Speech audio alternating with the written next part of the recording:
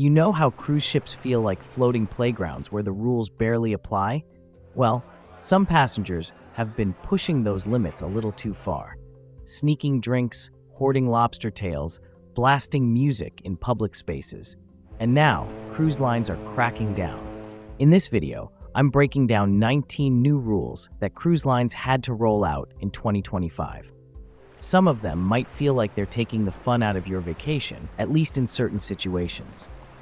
But a few of these changes actually work in your favor, and trust me, you'll want to know which ones before you sail. Most of these updates popped up within the past year, but I'll also cover a couple of bigger shifts that have been brewing a little longer. And fair warning, rule number 11 is the one longtime cruisers argue about the most. So, grab a drink, yes, one that's allowed, and let's dive in. And hey, if you find this helpful, or even just entertaining, hit that like button and subscribe. It really helps keep the channel sailing forward. Remember when you could roll onto the ship on embarkation day with an entire case of bottled water, slap a luggage tag on it, and the porters would kindly deliver it straight to your cabin? Those days are gone. Cruise lines now ban passengers from bringing on cases of bottled water. This rule has been around a few years, but in 2025, it's being enforced more consistently than ever. So what's the deal? Two big reasons. First, the environment. Cruise lines are under massive pressure to cut down on single-use plastics. Thousands of bottles per sailing add up fast, and ships are trying to reduce that waste. Second, passengers gaming the system. Too many people were filling water bottles with vodka, rum, or whatever they wanted to sneak on board. The cruise lines caught on, and the free-for-all ended. But don't worry, you can still bring your own refillable bottle, and the water on board is perfectly safe to drink. In fact, some lines even allow you to carry on canned sodas or juices, as long as they're sealed. So while you might miss the convenience of tossing a case of water in with your luggage, this change keeps things greener and stops your neighbor from turning their bottled water into a floating minibar. If you're a loyal Royal Caribbean cruiser, especially at the Diamond or Diamond Plus level, this one's going to sting a little. For years, you got 4 or 5 free drink vouchers every single day. And plenty of people figured out a little trick. Instead of drinking it right there, you'd grab a sealed beer or soda, bring it back to your cabin, and stockpile them for later. Well, Royal Caribbean just changed the rules. Now, if you order a drink with one of those vouchers, the bartender has to open it before handing it to you. No more walking off with unopened cans or bottles to stash in your mini fridge. Why? A couple of reasons. Some passengers were saving them up, some were sharing with friends who didn't qualify, and in the worst cases, people were handing alcohol to underage cruisers. Royal wanted to shut all that down before it got messy. Of course, not everyone's happy. Many frequent cruisers argue, if I earned the vouchers, why can't I use them how I want? And honestly, they have a point. But the cruise line sees it as a matter of control and making sure those perks aren't abused. Bottom line, if you're sailing with Royal in 2025, enjoy your freebies while you can. Just know they won't be waiting for you in your cabin fridge anymore. Believe it or not, there was a time when passengers could light up right on their balcony. That all changed back in 2006, after a devastating fire on the Star Princess was traced back to a cigarette that landed on fabric. From that moment, most major cruise lines banned smoking on balconies for good. Now, in 2025, that rule is tighter than ever. Every cruise line enforces it, with heavy fines and even the possibility of being kicked off the ship if you break it. Instead, ships now have clearly marked smoking zones, well ventilated, often tucked away on upper decks, designed to keep everyone safe. And it's not just about rules. Cruise lines also redesign their ships to prevent accidents. They've replaced flammable balcony dividers with safer materials, installed sprinklers, and even trained cabin stewards to pull in any towels or clothing you leave outside when you're not around. It might feel inconvenient for smokers, but one stray spark could threaten thousands of lives at sea. So if you really need a smoke, just head to the designated area. Your neighbors and the crew will thank you. Every cruise line already has a list of restricted items, but in 2025, a few new things have made the cut, especially on Carnival ships. First up, Bluetooth speakers. These used to be fine inside your own cabin, but too many people carried them into public areas and cranked up the volume. The result? Noise complaints and a ban across the board. Next, Wi-Fi routers and portable Starlink units. Passengers brought them on board, hoping for faster internet, but they can interfere with the ship's own communication systems. On land, that's an inconvenience. At sea, it's a safety issue. And then there are multi-plug outlets. In the past, only surge-protected ones were banned, while basic non-surge versions were still allowed. But Royal Caribbean has now banned all multi-plug outlets, only permitting USB charging hubs. The reason is simple. It's hard to tell surge-protected and non-surge outlets apart. And with everyone trying to charge multiple devices at once, the risk of overheating is just too high. Banning them altogether was the safest option.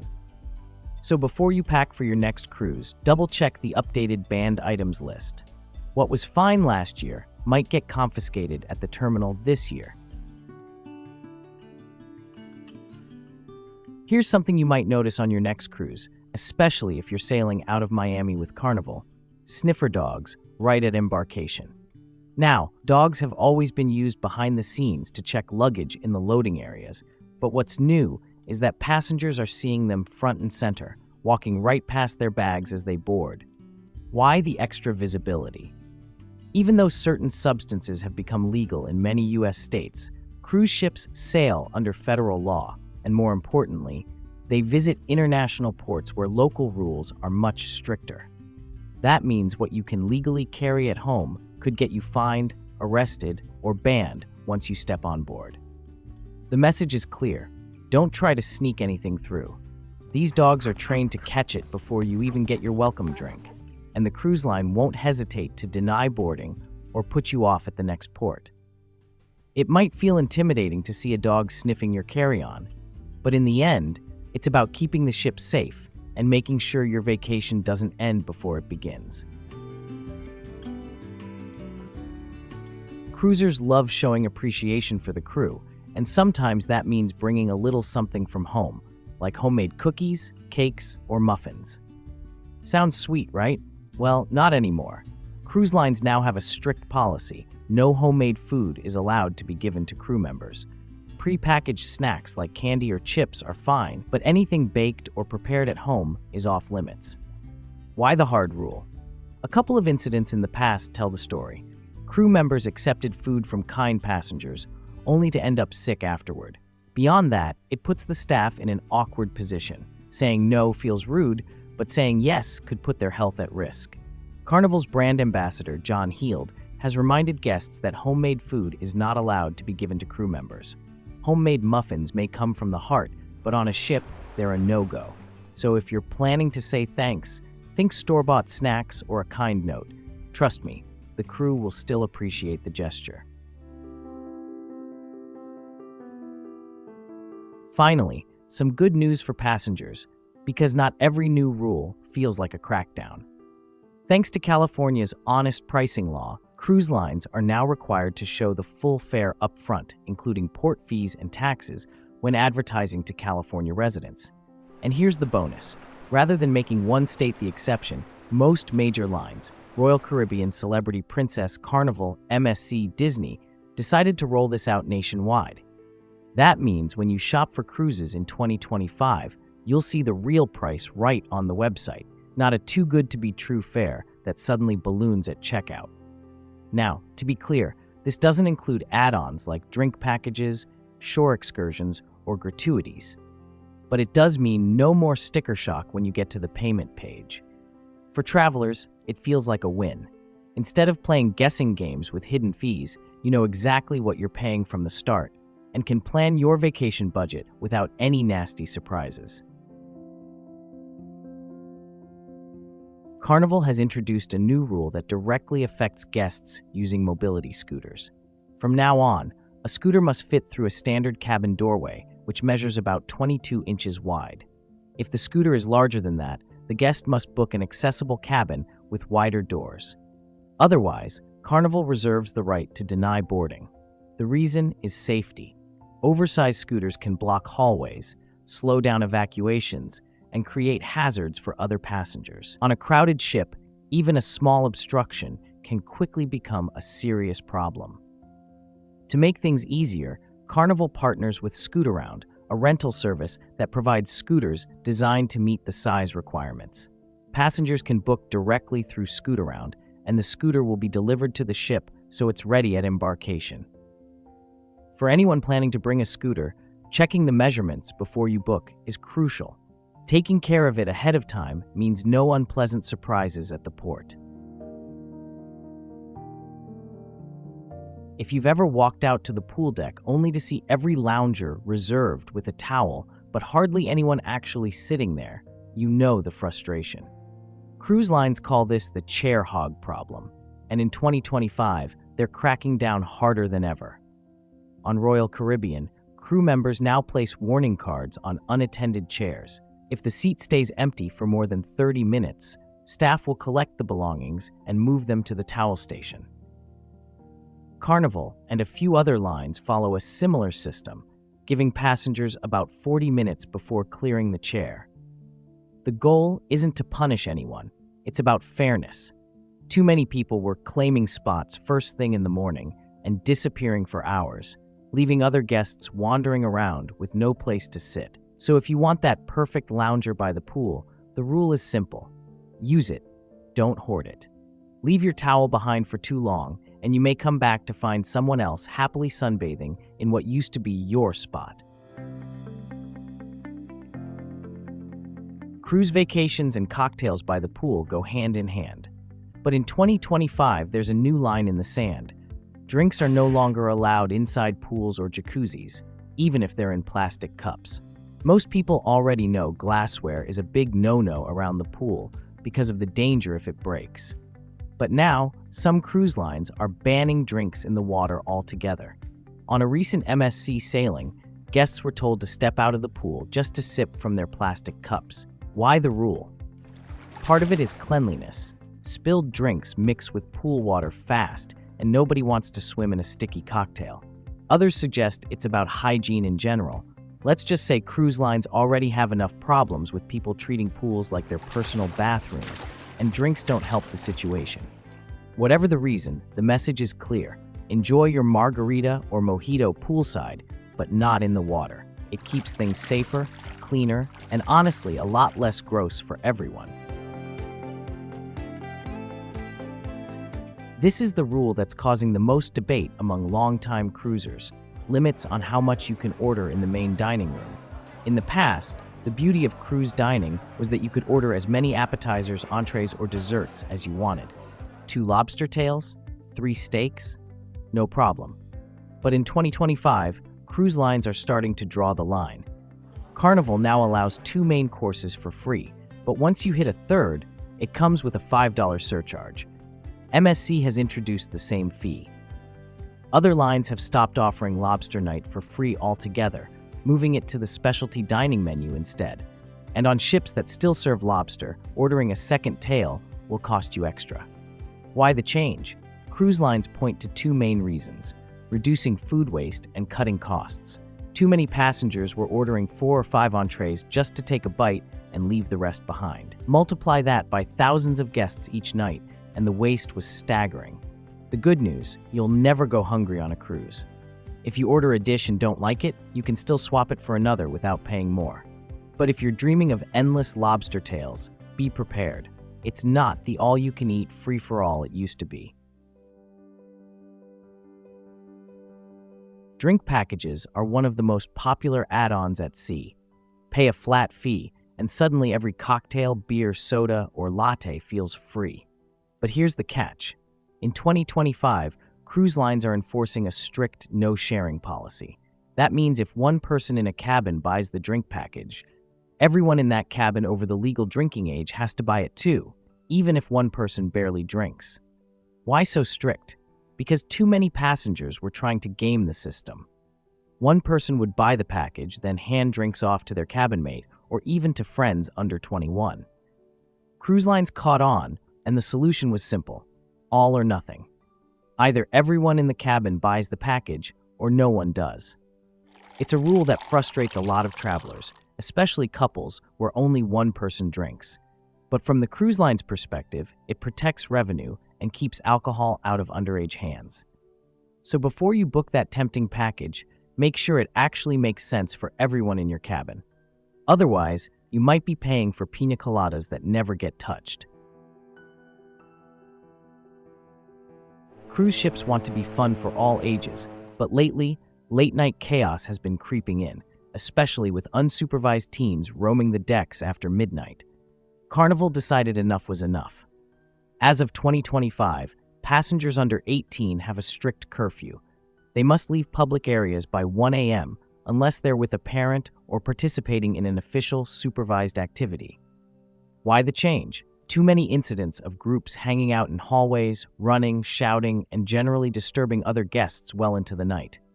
While it might feel harmless to them, to the families trying to sleep a few doors down, it's anything but relaxing. This new curfew sets a clear boundary.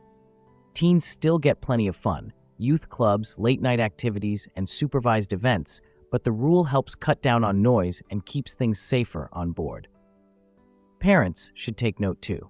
If your teenager thinks the ship is their all-night playground, they might come back to the cabin earlier than expected. At first glance, banning hand fans might sound a little over the top. After all, what harm could a simple folding fan do? But on Carnival ships, the rule is now crystal clear. Certain hand fans are not allowed during onboard events. This policy mainly applies to large, non-battery fans, often used during nightclub or dance events. Why the restriction? Safety. In crowded venues, fans can block sightlines, distract performers, or even injure someone if waved too aggressively on a packed dance floor. There's also a fire safety angle. Some fans are made with sharp metal edges or materials that can splinter, which cruise lines see as a potential hazard in tight indoor spaces. Of course, you can still bring a small, battery-powered fan to cool off in your cabin or while lounging on deck. But those oversized, theatrical hand fans that make a dramatic clack when snapped open, leave them at home or risk having them confiscated at embarkation. It's one of those quirky rules that makes sense once you imagine 100 people waving giant fans in a crowded nightclub at sea. Not exactly the kind of breeze Carnival wants on board. This one surprises a lot of first-time cruisers. Even though cannabis is legal in many US states, it is completely banned on cruise ships. Why? 2 reasons. First, cruise lines operate under federal law, not state law, and federally, cannabis is still illegal. Second, ships travel internationally, docking in countries where possession can carry serious penalties. What's fine in Colorado or California could land you in jail in the Bahamas or Mexico. That means no edibles, no CBD oils, no vape pens, and no, just a little for sleep. Cruise lines have zero tolerance. If you're caught, the consequences are harsh. Fines, being removed from the ship at your own expense, and in some cases, a permanent ban from sailing with that line. It may feel unfair, especially if you use CBD for medical reasons, but on a cruise ship, the rules are strict and non-negotiable. If you need sleep aids or pain relief, pack alternatives that are legal and approved, because that one little bottle could cost you your entire vacation. In 2025, Carnival and Royal Caribbean made a big change that's going to affect younger travelers. You now have to be at least 21 years old to cruise without an accompanying adult on most itineraries in North America.